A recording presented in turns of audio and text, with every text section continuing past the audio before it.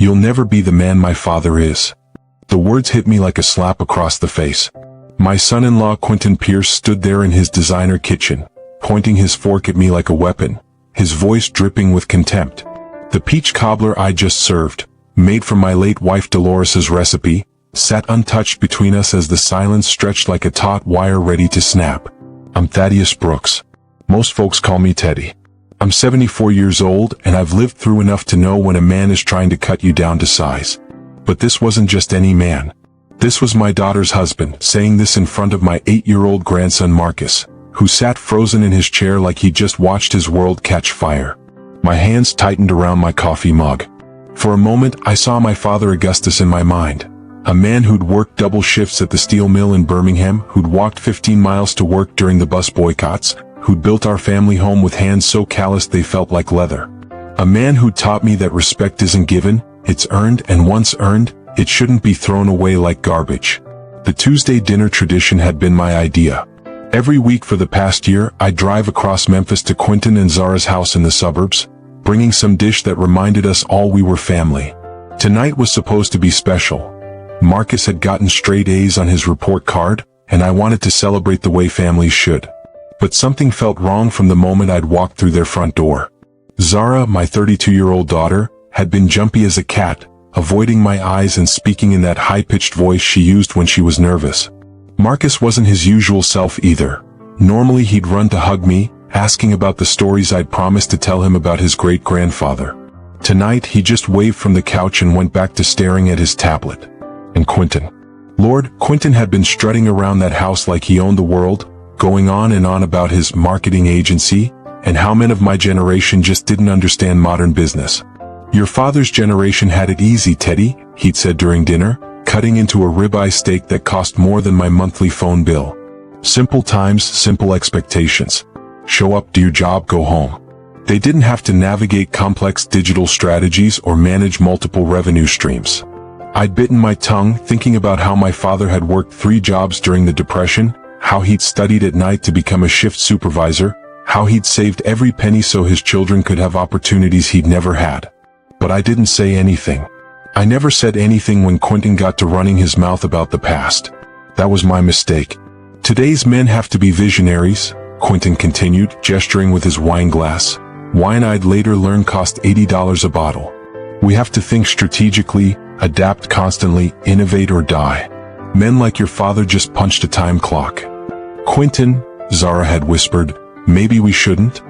"No, baby, it's important he understands." Quentin cut her off, his eyes locked on mine. "The world has changed. Traditional masculinity is dead. We're evolved now." That's when he'd said it. That's when he'd looked me dead in the eye and delivered the insult that would change everything between us forever. "You'll never be the man my father is." The room went dead quiet. Even the grandfather clock in the hallway seemed to stop ticking. Marcus dropped his spoon into his bowl with a little clink that sounded like a gunshot in the silence. I felt something inside me shift. Something that had been building for months, maybe longer. Every condescending comment, every dismissive gesture, every time this man had treated me like I was some outdated relic taking up space in his modern world. I leaned forward in my chair, set my coffee mug down with deliberate care, and looked Quentin Pierce straight in the eye. "Then let him buy your food." Quentin's fork stopped halfway to his mouth.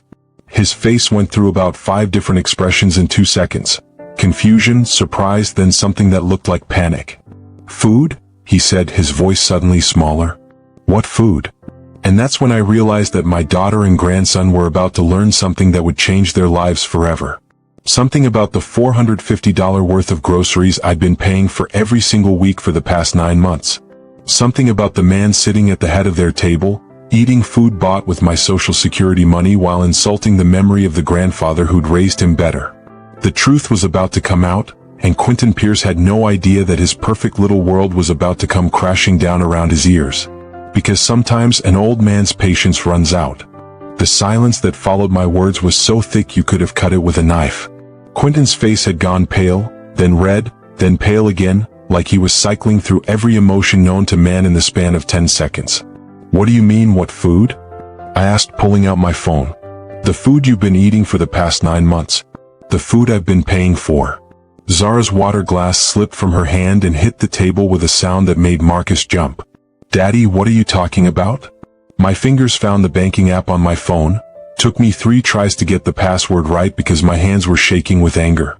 "Fresh Direct Memphis," I said, reading from the screen.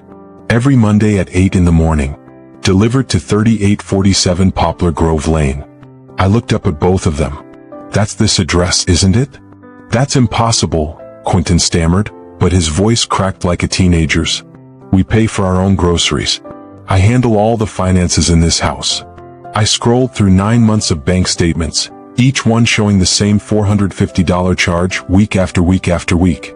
September 4th, $450. September 11th, $450. September 18th. "Stop," Zara whispered. "Just stop." But I couldn't stop. 9 months of sacrifice, 9 months of believing I was helping my daughter through tough times, 9 months of eating peanut butter sandwiches for dinner so I could make sure my family had organic vegetables and grass-fed beef. "The ribeye steak you're eating right now?" I pointed at Quentin's plate. "I paid for that." "The wine you're drinking that costs more than my monthly medication?" "My money." "The fancy coffee beans in your kitchen that cost $30 a pound?" "My social security check." Quentin finally found his voice, and when he did, it was full of venom. "You're lying. You're a bitter old man who can't stand that your daughter married someone successful." That's when I really lost it.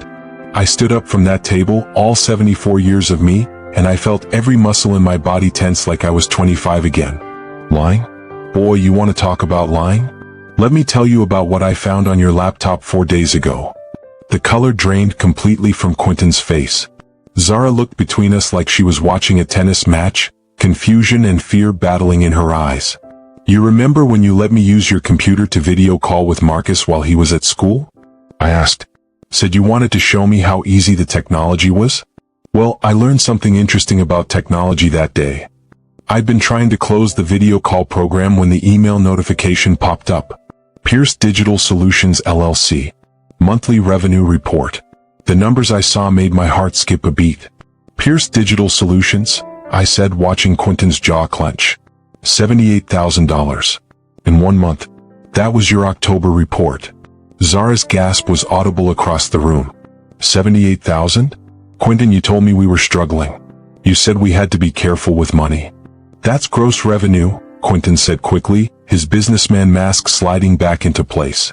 After expenses, after taxes, after you've been letting a 74-year-old man pay for your groceries with his retirement money? I cut him off. After you've been taking charity from someone you just insulted in front of his own grandson? The mask cracked again. Look, if you offered to help, that's your choice. I never asked you to pay for anything. You never asked? My voice was getting louder now, and I didn't care if the neighbors heard. You came to my house in tears, Quentin. Actual tears. Talking about how your business was failing, how you couldn't afford to feed your family. Daddy, Zara said, her voice barely above a whisper, is this true? I scrolled back through my phone to the first payment 9 months ago. February 15th. The day after you came to my house and told me Marcus might have to change schools because you couldn't afford the house payments anymore. Marcus had been quiet this whole time, but now he spoke up in that small voice kids use when they're scared. Are we poor, Mom? Quentin's face went through one more transformation, and this time what I saw there made my blood run cold. It wasn't shame or guilt or embarrassment. It was calculation. Like he was trying to figure out how to spin this, how to make himself look like the victim. So what if I have money? He said finally, and his voice was different now. Cool. Your daughter wanted to live in this neighborhood. She wanted organic food and good wine and nice things. If you were willing to pay for it, why shouldn't I let you? The room went dead silent again. But this time, it wasn't the silence of shock. It was the silence of a family realizing that someone they trusted had been playing them for fools. And Quentin Pierce had just admitted it out loud. Quentin's cold admission hung in the air like poison gas. My daughter sat there staring at her husband like she'd never seen him before, and honestly, maybe she hadn't. Maybe none of us had. But I wasn't done. Not even close. You want to know about money, Quentin? I asked, scrolling through more emails on my phone. Let's talk about your business partner. His eyes went wide. What business partner? The one who's been helping you launder money through Mount Olive Baptist Church for the past 2 years. If you've never seen a grown man's soul leave his body, you should have been in that dining room. Quentin went from red to white to green so fast I thought he might pass out right there in his chair. "What are you talking about?" Zara asked, but her voice was different now. Smaller. Like she was afraid of the answer. I'd spent 4 days going through those emails after I'd accidentally seen them on Quentin's laptop. 4 days of digging through business correspondence, bank transfers, and consulting agreements that made my stomach turn. 4 days of learning that the man I'd trusted with my spiritual guidance had been playing me for a fool. "Pastor Calvin Reeves," I said, and watched Quentin flinch like I'd hit him. "Your brother-in-law Calvin, Zara. The man who married you too. The man who baptized Marcus. The man who delivered the eulogy at your mother's funeral." My voice cracked on that last part. Dolores had loved Calvin like the brother she'd never had. She trusted him with her prayers, her fears, her hopes for our family. And he'd been using that trust to steal from us. "That's impossible," Zara whispered. "Uncle Calvin would never." Would never what? I pulled up the email thread I'd photographed. Pierce Digital Solutions Consultation Agreement. Calvin Reeves, Financial Consultant. $25,000 per month. The silence was deafening. Marcus had stopped eating completely and was just sitting there watching his family fall apart. My heart broke for that boy, but he needed to see this. He needed to understand what kind of man he'd been living with. "Calvin's been helping you move money through the church building fund," I continued, reading from the screen. "Cryptocurrency transactions, offshore accounts, consulting fees that somehow always equal exactly what I've been paying for your groceries." Quentin tried to speak, but I cut him off. "Every Sunday, Calvin stands up in that pulpit talking about honesty and integrity and family values. And every Monday he's been processing payments from whatever criminal enterprise you're really running." "Criminal enterprise?" Zara's voice pitched higher. "Quentin, what is he talking about?" "It's not criminal," Quentin said quickly, but sweat was beading on his forehead. "It's just complex financial consulting. Calvin helps with the religious tax exemptions and the money laundering," I finished.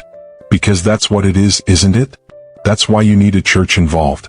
That's why you need someone with Calvin's reputation to make it all look legitimate." My phone was already dialing before anyone could stop me. I put it on speaker and set it on the table between us. It rang twice before Calvin answered in that smooth, pastoral voice he used for everything. "Blessings, Brother Teddy. How are you this fine evening?" "I'm sitting here with Zara and Quentin," I said without preamble, "and I just want to confirm something.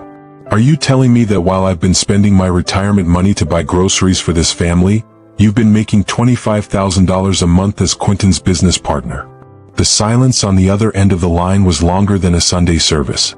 Finally, Calvin's voice came through, and it was different now. "Careful. Teddy, let me explain. It's not what you think. It's exactly what I think," I shot back. "You've been watching me sacrifice my medical care, my medications, my basic needs to feed a family that didn't need my help while you both got rich off my generosity. The Lord works in mysterious ways, brother," Calvin said, falling back on scripture like he always did when he was cornered. "Don't you dare," I said, my voice dropping to a growl. "Don't you dare quote scripture to me after what you've done. My wife trusted you. She sang in your choir for 20 years. She believed you were a man of God." Another pause. Then Calvin said something that chilled me to the bone. "Teddy, there's something about Dolores you don't know. Something about her life insurance that never got processed. We need to talk. Have you ever had someone you trusted completely betray everything you believed about them? Someone who was supposed to protect your family's spiritual well-being while stealing your financial security? Comment below and tell me what you would do if your own pastor was robbing you blind. Because what Calvin told me next would make the grocery money look like pocket change." My blood turned to ice water in my veins. "What do you mean, something about Dolores's life insurance?" The dining room felt like it was closing in around me. Zara reached across the table and grabbed my hand, her fingers cold as winter. Marcus had gone completely still, like a rabbit sensing a predator. Calvin's voice came through the phone speaker, and I could hear him breathing hard like he'd been running. "There was another policy, Teddy. Through FedEx. I never told you about it because..." "Because what?" My voice was barely a whisper. "Calvin, my wife worked at FedEx for 37 years. She told me about every benefit, every policy, every..." "She didn't know about this one," Calvin interrupted. It was automatic term life insurance through her employment. When someone works there that long, especially in management, they get additional coverage that kicks in automatically. Dolores never had to sign up for it. It just existed. The room was spinning. I gripped the edge of the table so hard my knuckles went white. How much, Calvin? Silence. How much? $400,000. Zara gasped so loud it echoed off the walls. Quentin had gone completely gray, staring at the phone like it was a snake about to strike. 400. I couldn't even finish the sentence. Calvin, Dolores died 2 years ago. You handled everything. You told me the only policy was the $50,000 through her regular insurance, and that barely covered her medical bills and the funeral. I know what I told you, Calvin said, and his voice was getting smaller by the second. But Teddy, you have to understand, the church was in financial trouble. The roof was leaking, the foundation needed work, and you stole from me. The words came out flat and cold. You stole my wife's life insurance money while I've been eating peanut butter sandwiches and skipping my heart medication to pay for groceries. It wasn't stealing, Calvin protested. It was temporary. I was going to pay it back once the church got back on its feet. The money was just sitting there, and you were getting by fine on your Social Security? Getting by fine? I stood up so fast my chair fell backward. Calvin, last month I sold Dolores's wedding ring to pay for Marcus's school supplies. I've been wearing the same pair of shoes for 2 years because I couldn't afford new ones. I haven't been to the doctor in 6 months because I can't afford the copay. Grandpa, Marcus said in a tiny voice, you sold Grandma's ring? That broke my heart all over again. I looked at my grandson, this innocent 8-year-old boy who was learning that the adults in his life were nothing but liars and thieves. Yeah, buddy, I said softly. I sold Grandma's ring so you could have new notebooks for school. Zara started crying then. Not the quiet, dignified crying you see in movies, but the ugly, gut-wrenching sobs of someone whose world had just collapsed. Dad, I'm so sorry. I didn't know. I would never have let you. Of course you didn't know, I said. Because these two criminals made sure you didn't know. They made sure I looked like the struggling old man who needed to sacrifice everything for his family while they were getting rich off my sacrifice. Calvin's voice came through the speaker again, desperate now. Teddy, please let me explain how this works. The FedEx policy, it goes through their corporate insurance division, and there are federal regulations about unclaimed benefits, and... Stop, I said. Just stop. You've had 2 years to explain this to me, Calvin. 2 years to tell me that my wife had $400,000 in life insurance that I never claimed. Instead, you've been collecting the money and using it to fund whatever criminal operation you and Quentin are running. It's not criminal, Quentin said weakly, but even he didn't sound convinced anymore. $25,000 a month to a pastor for consulting fees? I laughed, but there was no humor in it. Money laundering through a church building fund? Calvin, you've been using my dead wife's insurance money to wash dirty cash for criminals. The church needed, Calvin started. The church needed an honest pastor. I cut him off. What it got was a thief who stole from a grieving widower and then watched him suffer in poverty for 2 years. I thought about all the nights I'd lain awake worrying about money. All the times I'd chosen between my medication and my grocery contribution. All the meals I'd skipped so I could make sure my family had food while Calvin was living off Dolores's insurance money. $400,000, I said again, letting the number sink in. Calvin, that money could have paid for my medical care for the next 10 years. It could have secured Marcus's college education. It could have let me live with dignity in my old age instead of counting every penny. We can fix this, Calvin said quickly. We can transfer the money back, make this right. Can you bring back the 2 years of my life I lost worrying about money that was rightfully mine? I asked. Can you bring back my wife's wedding ring? Can you bring back my dignity? But even as I asked those questions, I realized Calvin's theft was just the beginning. Because if he'd been stealing insurance money for 2 years, what else had he been lying about? The phone conversation with Calvin had lasted another 10 minutes, each revelation worse than the last. When I finally hung up, the dining room felt like a tomb. Zara was still crying softly, Marcus was staring at his untouched cobbler, and Quentin looked like he was calculating how fast he could run to his car. That's when my phone rang again. The caller ID showed a number I didn't recognize, but something told me to answer it anyway. Mr. Brooks? This is Detective Ray Thornton with the Memphis Police Department. I tried calling you this morning, but it went to voicemail. We need to talk about your son-in-law's business activities. My stomach dropped into my shoes. Quentin's face went from green to completely white. Detective, I said, putting the phone on speaker again. What kind of business activities? The kind that involve federal crimes, sir. How much do you know about Pierce Digital Solutions? I looked directly at Quentin, who was gripping his wine glass so hard I thought it might shatter. I'm learning quite a bit tonight, Detective. Why don't you tell me what you know? We've been watching Mr. Pierce's operation for 6 months as part of a joint task force with the FBI. Money laundering, wire fraud, racketeering. He's been moving money for some very dangerous people who think he's been skimming from their operations. Skimming? Zara whispered. Taking more than his agreed-upon percentage, Detective Thornton explained. These aren't the kind of people who settle disputes in court, Mrs. Pierce. They settle them with violence. Quentin finally found his voice. This is harassment. I run a legitimate digital marketing business. I help churches with their online presence and...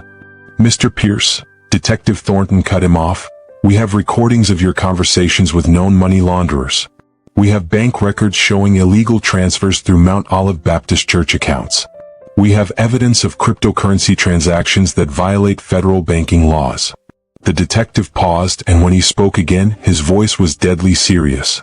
And as of this afternoon, we have intelligence that 3 members of the Cordova crime family are driving from Atlanta to Memphis to have a conversation with you about their missing money. The room went dead silent.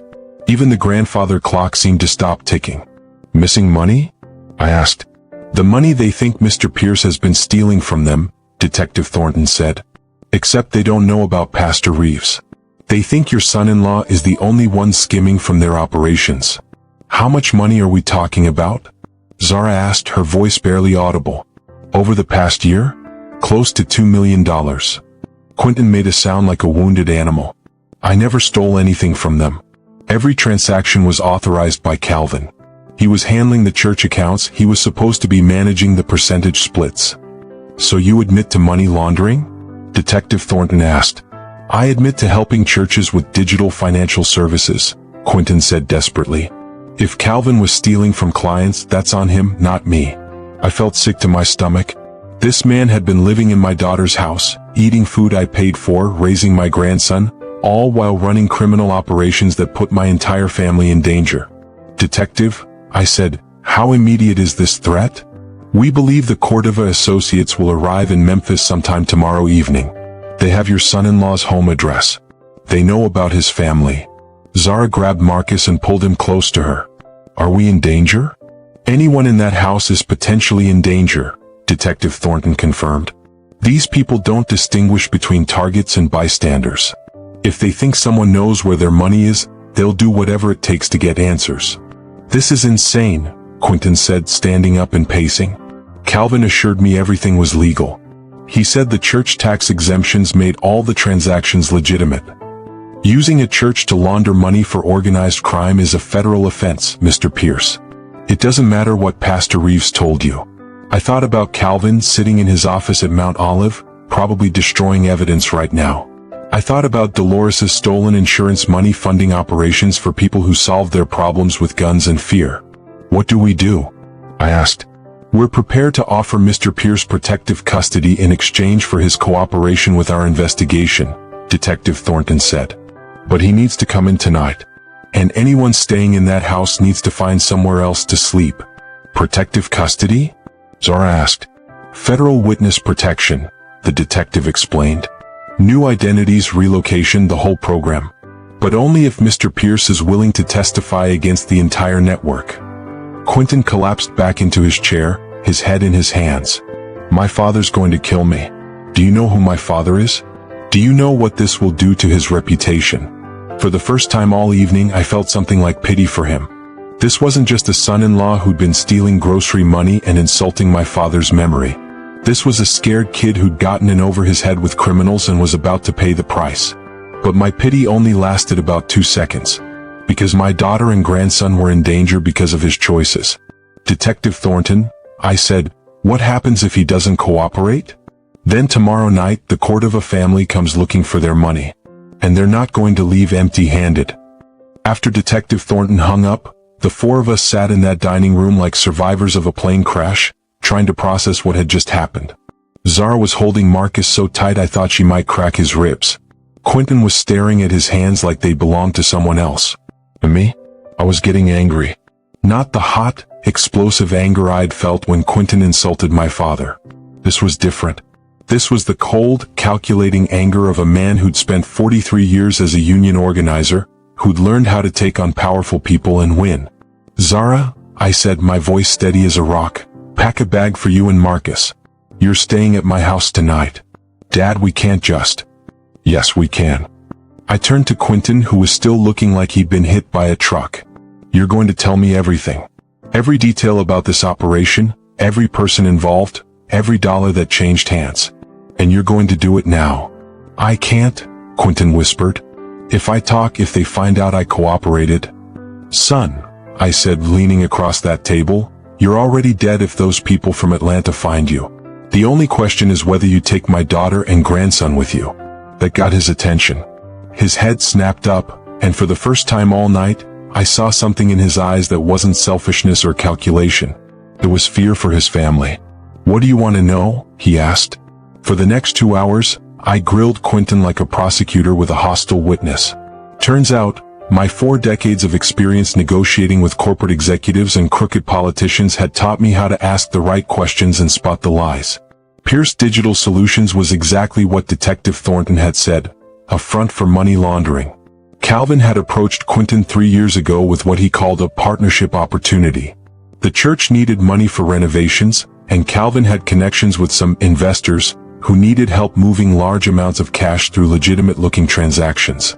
It started small, Quentin explained, sweat beading on his forehead. 5,000 here, 10,000 there. Calvin said it was cryptocurrency consulting for wealthy donors who wanted to remain anonymous. When did you figure out it wasn't legal? I asked. When they started paying me $25,000 a month for work that should have been worth maybe $500. The operation was sophisticated. Money would come in through various shell companies as payment for digital marketing services. Quentin would take his cut, transfer the rest to Mount Olive's building fund account, and Calvin would redistribute it to the original senders minus the church's percentage.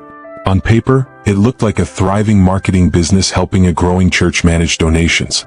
How much of my wife's insurance money went into this operation? I asked, my voice getting harder. Quentin couldn't look at me. All of it. Calvin said it was seed money to expand the operation.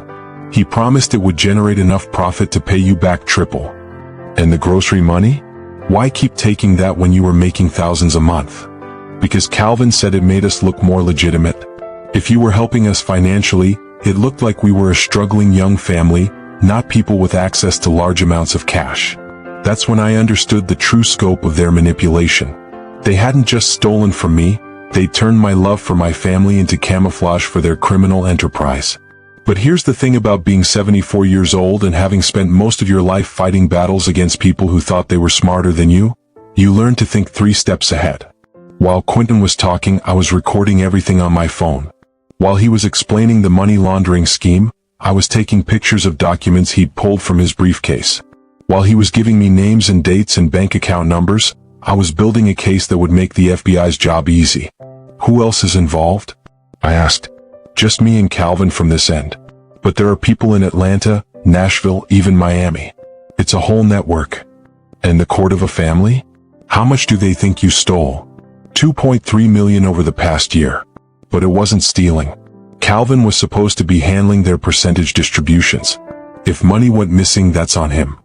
I sat back in my chair and looked at this man who'd been living in my daughter's house, eating food I paid for, all while putting my family in danger for money.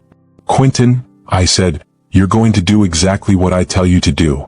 You're going to cooperate with Detective Thornton, you're going to testify against everyone in this network, and you're going to make sure my daughter and grandson are protected. And if I don't? I smiled, but there wasn't any warmth in it.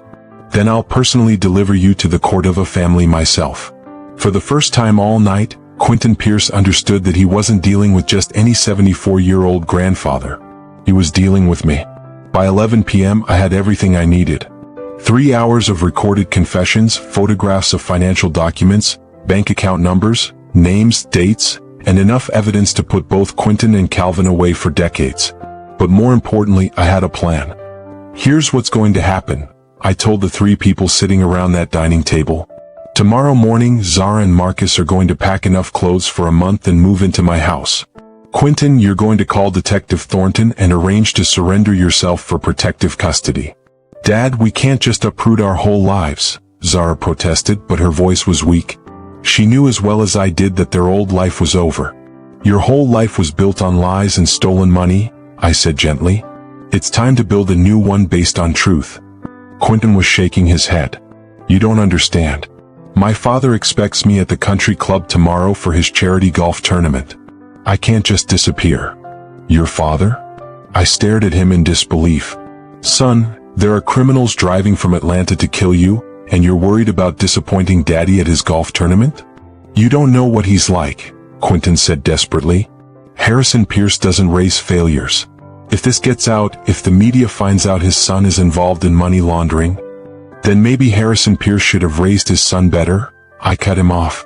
That's when my phone rang. Detective Thornton again. Mr. Brooks, I need you to listen carefully. Our surveillance team just spotted the Cordova associates at a gas station in Jackson, Tennessee. They're about 2 hours out from Memphis. Zara grabbed Marcus and pulled him closer. What do we do? You leave. No. Tonight. Take nothing but essential clothes and documents. I can't, Quentin said. I need time to think, to figure out how to handle this. Time? Detective Thornton's voice cut through the speaker like a blade. Mr. Pierce, in 2 hours, 3 armed men are going to kick down your front door looking for their money. What exactly do you need to think about? That's when something inside me snapped. I thought about my father Augustus working those double shifts and never complaining. I thought about Dolores trusting Calvin with her fears and hopes while he stole her insurance money. I thought about 9 months of eating peanut butter sandwiches so this ungrateful boy could live like a king. You know what, Quentin? I stood up from that table, all 74 years of righteous anger rising with me. I'm done protecting you. I'm done watching you put my family in danger because you're too much of a coward to face the consequences of your choices. I pulled out my phone and started dialing. What are you doing? Quentin asked. I'm calling Calvin. I'm going to tell him that Detective Thornton is on his way to arrest him, and that you've been cooperating with the FBI for months. You can't do that. Quentin lunged for my phone, but I stepped back. Why can't I? Calvin's been stealing from me for 2 years. You've been eating food I paid for while insulting my family. Why should I protect either one of you? Because if Calvin thinks I betrayed him, he'll tell the Cordova family where to find me. Then I guess you better get to that police station real fast. The phone rang twice before Calvin answered. Teddy? His late brother. Is everything? Calvin, I said, keeping my eyes locked on Quentin's terrified face. I just wanted you to know that Quentin's been talking to the FBI about your money laundering operation. The silence on the other end was deafening. What? Calvin finally whispered. Detective Thornton has recordings, bank records, everything. Quentin gave them names, account numbers, the whole network. They're coming to arrest you tonight. That's impossible. Quentin wouldn't. Calvin stopped. Put him on the phone. I held the phone out to Quentin, who was shaking so hard he could barely hold it. Calvin, I swear I didn't say anything. I would never. You lying piece of garbage. Calvin's voice turned venomous. After everything I did for you, after all the money I made you, you sold me out to save yourself. Calvin, please, you have to believe me. I believe you about as much as I believed you were a good husband to Teddy's daughter. You want to know what I think happened? I think you got scared when the feds started sniffing around, and you decided to cut a deal. I watched Quentin's face go through every emotion known to man in the span of 30 seconds. Fear, desperation, betrayal, and finally, acceptance. Detective Thornton, I said, speaking to the phone that was still connected, I think Mr. Pierce is ready to accept your offer of protective custody. Smart choice, Mr. Brooks. We'll have units at your location in 10 minutes. Quentin collapsed into his chair, his head in his hands. My father's going to disown me. My whole life is over. No, I said, sitting back down across from him. Your life of lies is over. Now you get a chance to build a real life based on truth. Zara was crying again, but this time it wasn't from shock or betrayal. This time it was relief. Dad, she said, reaching across the table to take my hand, How did you know what to do? I squeezed her fingers and thought about Augustus Brooks, the man who taught me that sometimes you have to fight for what's right, even when you're outnumbered. Sweetheart, I said, when you've been fighting bullies for 74 years, you learn a thing or two about winning. What would you do if dangerous criminals were coming for your family because of someone else's choices? Would you protect the person who put you in danger, or would you do whatever it took to keep your loved ones safe? Tell me in the comments what you think about Teddy's decision. Outside, we could hear the sirens getting closer. The Memphis police arrived first, 3 squad cars with lights flashing, pulling into Quentin's driveway like something out of a movie. Detective Thornton stepped out of the lead car, a tall black man in his 40s who moved with the confidence of someone who'd seen it all before.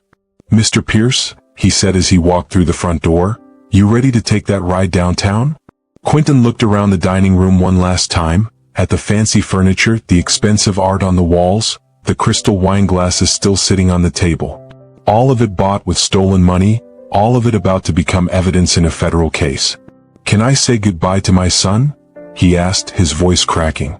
I watched my grandson Marcus, this 8-year-old boy who'd been quiet through the whole evening, walk over to the man who'd been raising him for the past 3 years. It broke my heart to see the confusion in that child's eyes. Are you going to jail, Dad? Marcus asked in that direct way kids have of cutting through adult nonsense. Quentin knelt down to Marcus's eye level, and for the first time all night, I saw something genuine in his face. Real pain, real regret, real love for the boy he was leaving behind. Yeah, buddy, I am. For a long time. But I need you to take care of your mom while I'm gone, okay? And listen to your grandpa. He's a good man, better than I ever was. Marcus hugged him tight, and Quentin whispered something in his ear that made the boy nod solemnly. Then Detective Thornton led Quentin Pierce out of that house in handcuffs, and my daughter's life as she'd known it was officially over. The FBI moved fast after that. Calvin was arrested at his home 3 hours later, trying to burn financial documents in his backyard fire pit. The federal agents found boxes of evidence in his church office. Bank statements, cryptocurrency wallet information, correspondence with known criminals stretching back 5 years. Turns out, Mount Olive Baptist Church had been laundering money for multiple criminal organizations, not just the court of a family. Calvin had been living like a king on stolen congregation donations and insurance fraud proceeds while preaching about poverty and sacrifice from his pulpit every Sunday. The arraignment hearing was held 2 days later in federal court downtown. I sat in the gallery watching Calvin Reeves and Quentin Pierce stand before a judge in orange jumpsuits, their hands shackled, their faces pale as ghosts. The prosecutor, a sharp young woman named Assistant U.S. Attorney Jennifer Moss, laid out the charges in detail. Money laundering, wire fraud, racketeering, tax evasion, insurance fraud. The evidence was overwhelming. Bank records, recorded phone calls, financial documents, witness testimony. Quentin's fancy lawyer tried to argue that his client was just a naive young businessman who'd been manipulated by an older, more experienced criminal. Calvin's court-appointed attorney claimed his client was a man of God who'd made some poor financial decisions under pressure. Judge Patricia Williams wasn't having any of it. Mr. Pierce, she said, looking down at Quentin from her bench, you systematically defrauded an elderly man who was trying to help your family, all while participating in a criminal enterprise that put innocent people in danger. You used a church and its congregation as cover for your illegal activities. She turned to Calvin. Pastor Reeves, you violated every principle of trust that a spiritual leader is supposed to uphold.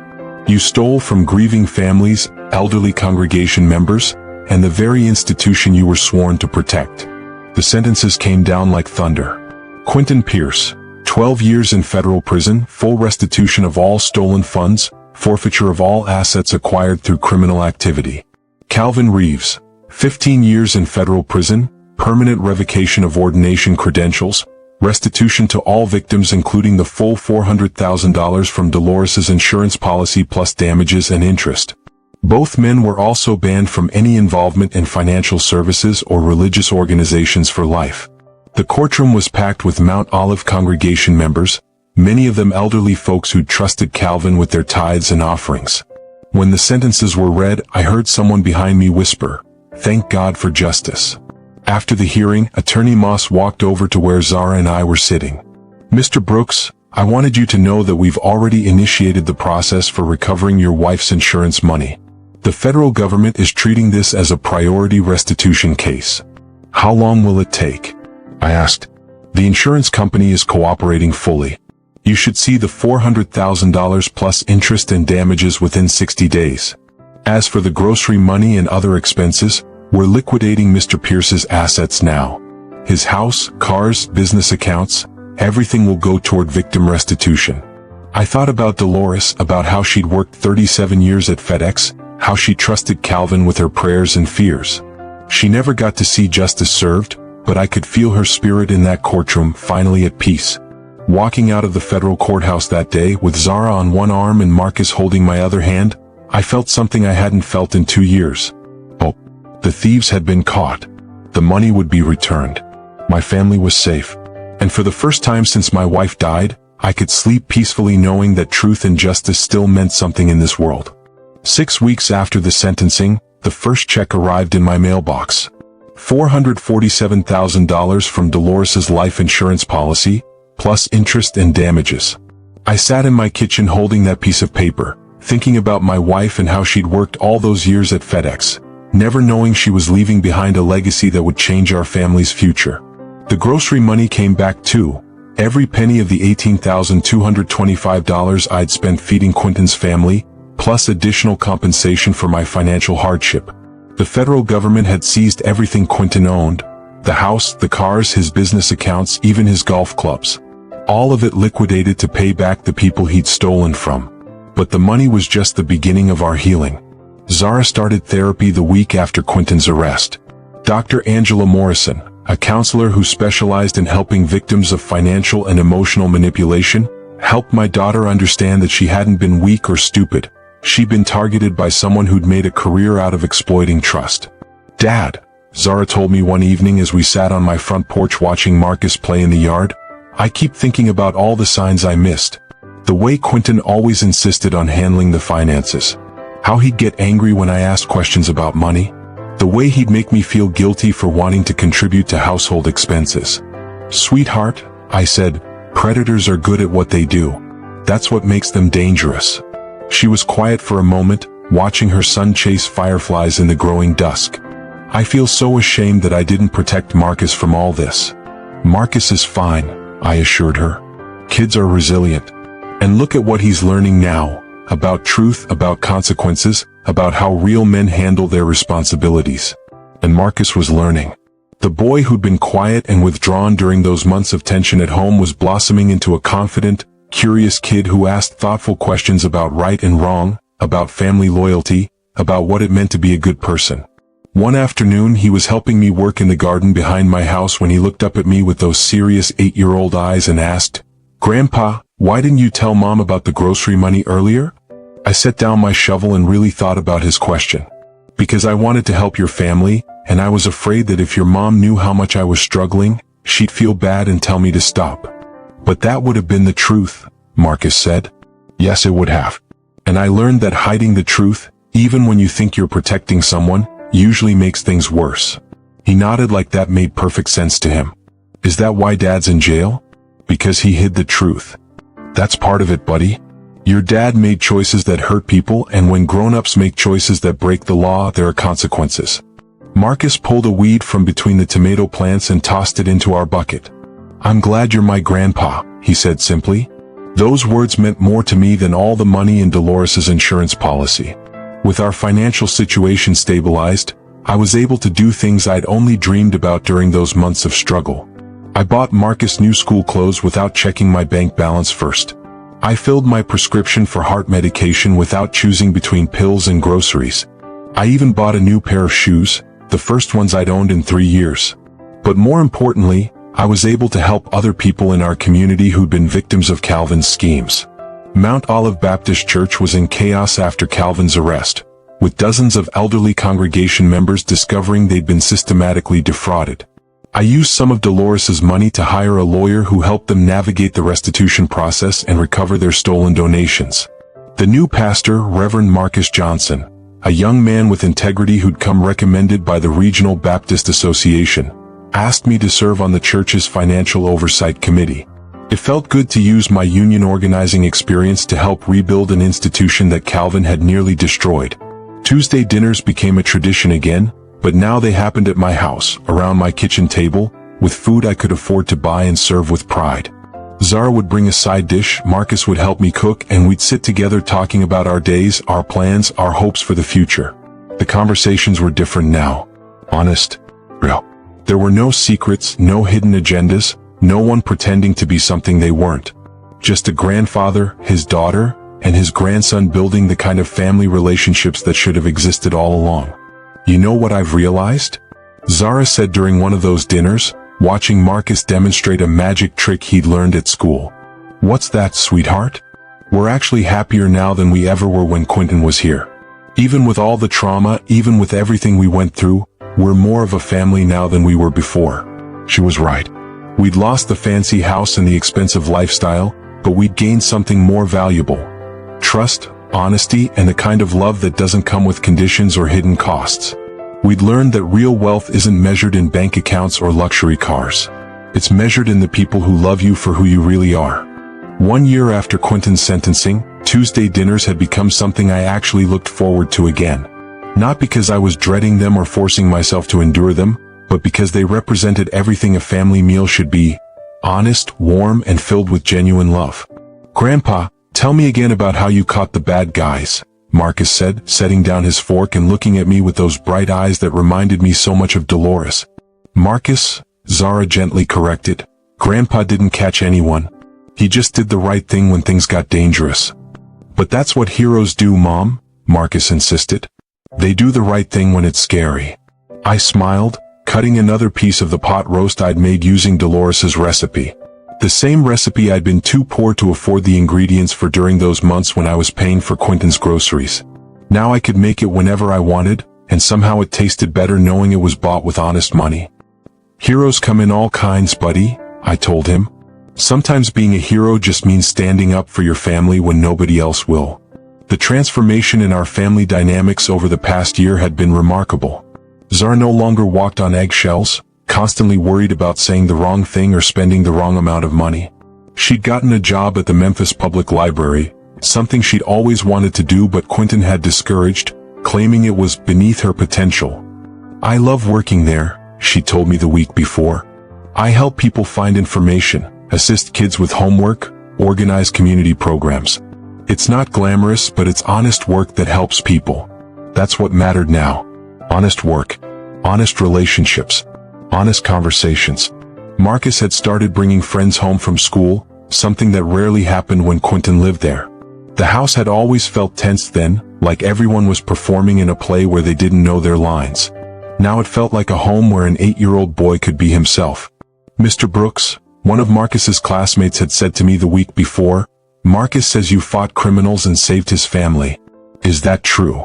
Marcus sometimes makes things sound more exciting than they were, I'd replied, ruffling my grandson's hair. I just made sure the police knew what was happening so they could keep everyone safe. But Marcus had puffed up with pride anyway. My grandpa's the bravest man in Memphis, he declared to his friend. The community recognition had been unexpected but meaningful. Mount Olive Baptist Church, under the leadership of Reverend Johnson, had asked me to speak at their annual men's fellowship dinner about the importance of financial transparency and protecting elderly congregation members from fraud. Mr. Brooks's courage in exposing financial crimes that were being committed through our church has helped us rebuild trust in our community, Reverend Johnson had said in his introduction. His actions protected not just his own family, but dozens of other families who were being victimized. The Memphis Commercial Appeal had run a feature story about elder financial abuse, using my case as an example of how family members can protect themselves and their loved ones. The reporter, a young woman named Tracy Williams, had asked me what advice I'd give to other elderly people who might be facing similar situations. Trust your instincts, I told her. If something feels wrong, it probably is. And don't be ashamed to ask for help from people you trust. Real trust, not the kind built on lies and manipulation.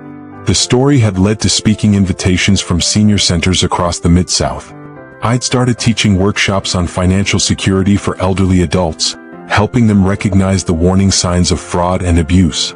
It felt good to turn my painful experience into something that could protect other families. Dad, Zara said during one of our Tuesday dinners, I've been thinking about something. What's that, sweetheart? I want to change Marcus's last name back to Brooks.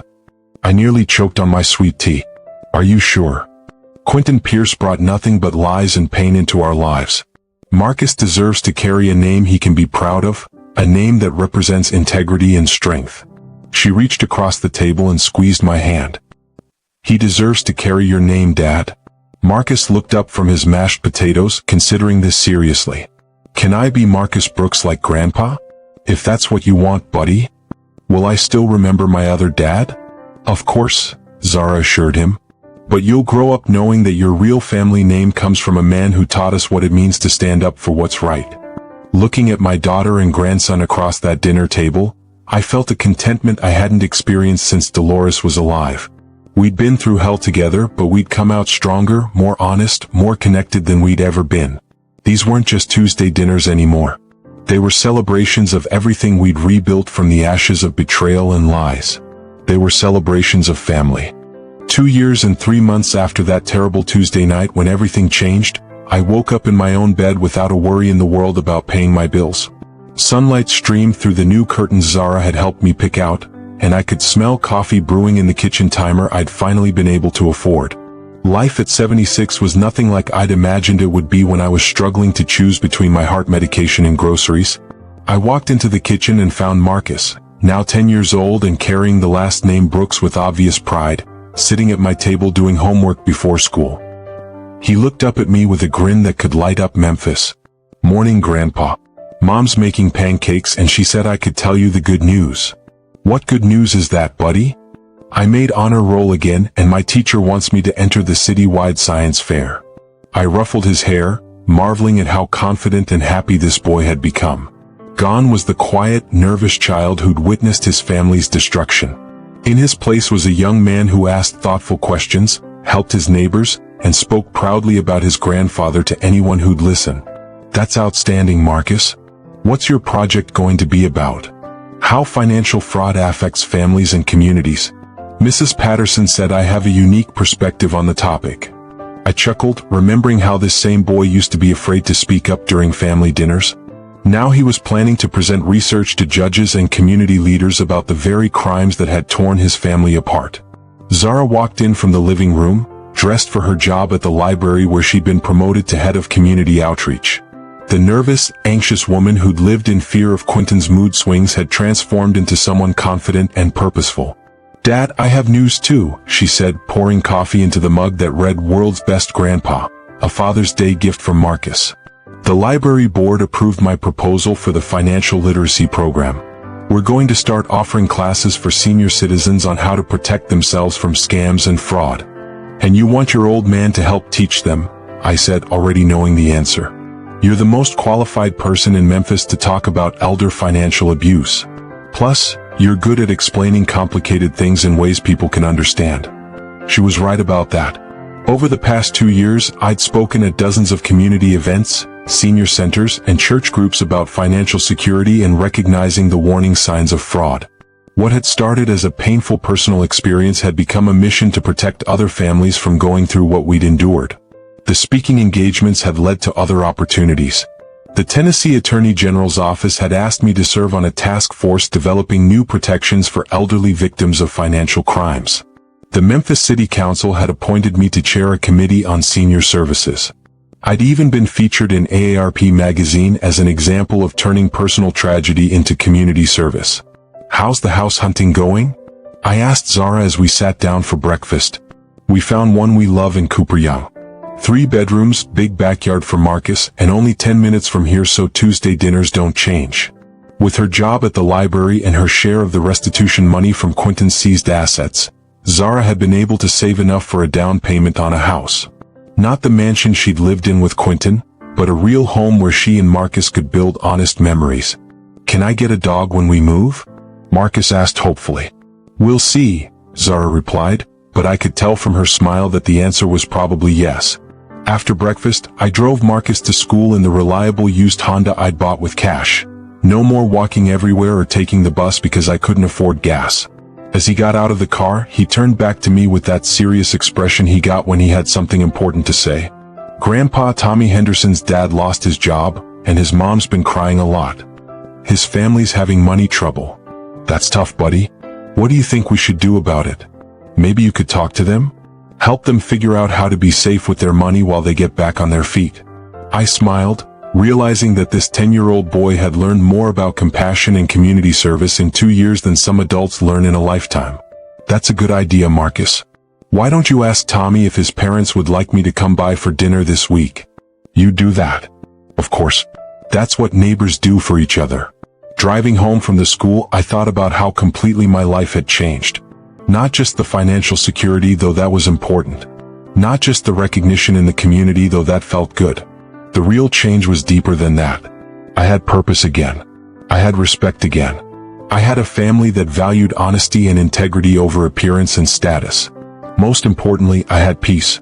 The kind of peace that comes from knowing you stood up for what was right when it mattered most, even when it was dangerous and difficult. At 76 years old, I was finally living the life Dolores and I had dreamed about during those long nights when we'd planned for our retirement. We'd imagined having time to help others, to spend with family, to make a difference in our community.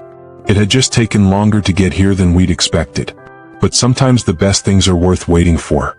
3 years to the day after Quentin Pierce insulted my father's memory in his dining room, I stood in the Memphis City Council chambers receiving the Community Hero Award for my work protecting elderly residents from financial fraud. The same hands that had trembled with rage that terrible Tuesday night now held a crystal plaque inscribed with words that would have made Augustus Brooks proud, in recognition of extraordinary courage in the pursuit of justice and community service. Mayor Jim Strickland stepped to the podium, his voice carrying across the packed chamber. Thaddeus Brooks represents the best of Memphis values. When faced with personal betrayal and criminal threats, he chose to protect not just his own family, but countless other families who were being victimized by the same criminal network. I looked out at the audience and saw faces that told the story of our community's recovery. Mrs. Dorothy Williams, 83, whose church donations had been stolen by Calvin, now fully reimbursed and actively volunteering with our financial literacy program. Mr. Eugene Carter, 79, whose grandson had been running a similar grocery scam, caught and prosecuted thanks to the precedent our case had set. Reverend Marcus Johnson, who'd rebuilt Mount Olive Baptist Church into a model of financial transparency and community service. And there in the front row sat my real treasures. Zara, radiant in a blue dress she'd bought with money she'd earned herself, and Marcus, now 11 years old and wearing a suit that made him look like a young gentleman. My grandson's chest was puffed out with pride, and when our eyes met, he gave me a thumbs up that nearly brought tears to my eyes. The ripple effects of Mr. Brooks's courage continue to protect families across the Mid-South, Mayor Strickland continued. The Financial Fraud Task Force he chairs has prevented an estimated $2.8 million in elder abuse crimes. The educational programs he's developed have been adopted by senior centers in 6 states. After the ceremony, we drove to my house for a celebration dinner. Not the tense, manipulative meals of 3 years ago, but a real family gathering where everyone could speak freely and honestly. "Grandpa," Marcus said as we sat around my kitchen table, "Mrs. Patterson wants me to interview you for my school newspaper. She says you're a local celebrity now." "I'm not a celebrity, buddy. I'm just someone who did what needed to be done." "That's exactly what makes you special," Zara said, serving the peach cobbler we'd made together using Dolores's recipe. "You never wanted fame or recognition. You just wanted to protect your family and help other people." The phone rang, interrupting our celebration. I almost didn't answer it, but something made me check the caller ID. It was Detective Thornton. "Mr. Brooks, I wanted to call and give you an update on Pierce and Reeves." I put the phone on speaker so Zara could hear. Over the years, we'd learned that keeping family secrets only led to trouble. Quentin Pierce was denied parole last week, Detective Thornton reported. He won't be eligible again for 4 years. And Calvin Reeves. He paused. "Reeves died in federal prison 2 months ago. Heart attack. I thought you should know." I felt a complex mix of emotions. Relief that Calvin could never hurt anyone else. Sadness for the man he could have been if he'd chosen a different path. Closure for my wife's memory. "Thank you for letting us know, Detective. There's one more thing. The federal government is releasing the final seizure report next week. Between Pierce's assets and the money recovered from the criminal network, total victim restitution is going to exceed $12 million. Your case broke open the biggest elder fraud ring in Tennessee history. After we hung up, the three of us sat quietly for a moment, processing the magnitude of what had started with one grandfather refusing to accept disrespect at his family dinner table. "Mom," Marcus said finally, "do you think my other dad ever thinks about us?" Zara considered the question carefully. "I think he probably does, honey. And I think he probably wishes he'd made different choices. But that's not our responsibility anymore. Our responsibility is to keep building the good life we have now." With Grandpa as the man of the family, Marcus added matter-of-factly, "I looked at this remarkable young man who'd learned more about integrity and resilience in 3 years than some people learn in a lifetime. Marcus, we're all the family together. Nobody's more important than anybody else. That's what real families do. They support each other with honesty and respect." As evening settled over Memphis, I walked out to my front porch and sat in the rocking chair Dolores and I had bought for our retirement. The same chair I'd sat in during those dark months when I could barely afford groceries, wondering if I'd made the right choices in life. Now I knew I had. My daughter was thriving in her career, proud of the honest work she did every day. My grandson was growing into a young man of character who understood the difference between right and wrong. My community was safer because we'd exposed criminals who preyed on vulnerable families. And somewhere in heaven, I believed Augustus Brooks was finally getting the respect he'd always deserved. The insurance money sat securely in the bank, earning interest for Marcus's college education. The grocery money had been returned with damages. The criminals were in prison where they belonged. Justice had been served completely and thoroughly. But the real victory wasn't financial or legal. The real victory was sitting around my dinner table on Tuesday nights with people who loved me for who I really was, not for what I could provide or how I could be used. Subscribe now for more stories of ordinary people finding extraordinary courage when it matters most. And comment below, what family values matter most to you? I read every response because stories like these remind us that standing up for what's right is always worth it, no matter how difficult it seems at the time. At 76 years old, I'd learned that a man's true wealth isn't measured in bank accounts or recognition awards. It's measured in the legacy of love, honesty, and courage he passes on to the next generation. And by that measure, I was the richest man in Memphis.